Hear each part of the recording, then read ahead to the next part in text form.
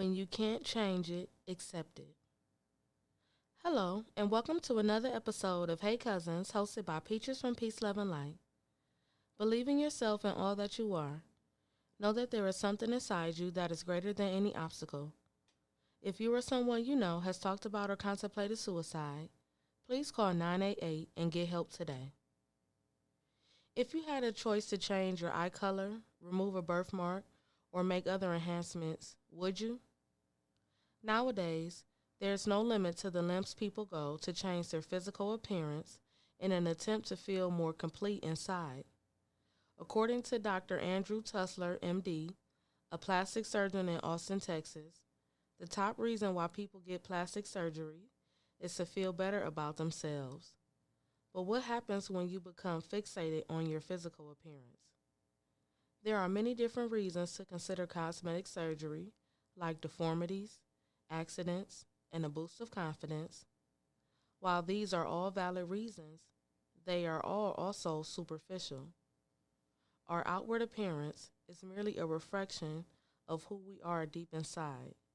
The way we eat, our level of physical activity, our habits and addictions, and even sometimes our thoughts and emotions are all reflected in our physical appearance.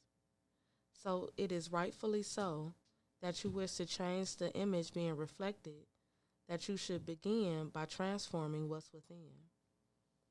Inner work is hard, it's time consuming, and it may even challenge you to open old emotional wounds. And for these reasons and more, many people try to take shortcuts to building self confidence and self esteem. And instead of healing the trauma that is the source of suffering and affliction, they may decide to alter their physical appearance. Whether it be a new wardrobe or new hairstyle, these changes will only serve as distractions, masking the pain and sorrow underneath. Inner work is a practice known by many different names. Nonetheless, the focus of inner work is generally the same: self-absorption, soul-searching, and contemplation.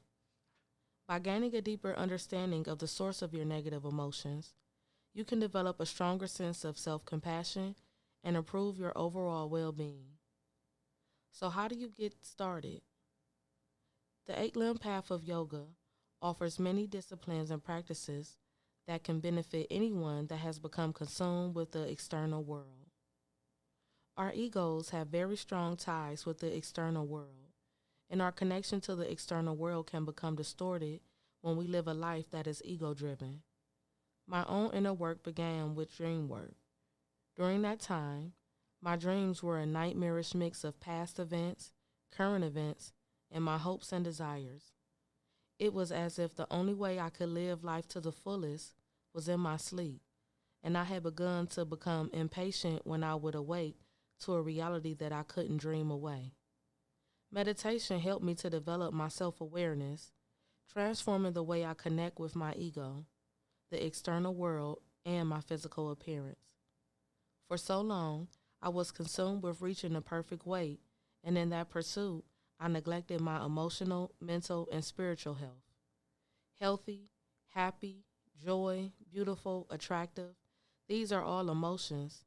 They are not subjective to physical appearance, and they definitely don't have a pan size, eye color, or any other characteristic that is only valuable in the external world, which is fleeting and forever changing. Once I was able to dig down deep and examine my subconscious thoughts, I realized that I was re-victimizing myself by constantly focusing on an external goal that I may never reach. The perfect weight does not exist. There is no one weight that can prevent me from aging, that can completely eliminate my risk of developing chronic conditions or dying from natural causes. Ultimately, in order to become comfortable with the way I look on the outside, I had to learn how to detach myself from my illusions of self and my need to validate my self-worth by the measure of my pant size. Thank you for tuning into another episode of Hey Cousins, hosted by Peaches from Peace, Love, and Light. This show is sponsored by Sean Lee Jones and the Creative Healing Foundation. Make sure that you subscribe to this podcast to stay up to date with the latest and exclusive content, And if you would like to continue the conversation, leave your thoughts, questions, and concerns in the comment section.